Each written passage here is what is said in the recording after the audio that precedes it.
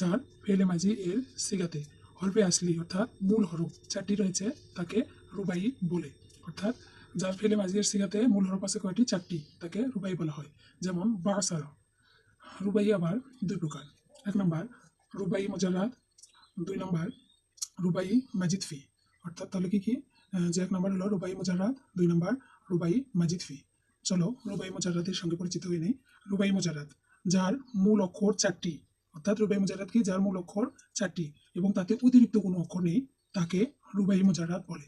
অর্থাৎ রুবাই মুজাররাদ বলতে আমরা বুঝি যে যার মূল অক্ষর চারটি এবং হচ্ছে অতিরিক্ত কোনো অক্ষর নেই, তাকে রুবাই মুজাররাদ বলে। যদি আমরা উদাহরণে যাই তাহলে দেখতে পাবো ওয়াসওয়াসা, জালজালা, অর্থাৎ সা লাম সা লাম এই চারটা অক্ষরই মূল অক্ষর।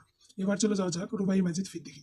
রুবাই মাজিদ ফি হলো যার চারটি মূল অক্ষরের সাথে, অর্থাৎ মূল অক্ষর থাকবে চারটা, এই চারটা মূল অক্ষরের সাথে একটা বা একাধিক অক্ষর যোগ করে নতুন শব্দ গঠন করা হয়, তাকে রুবাই মাজিদ ফি বলে।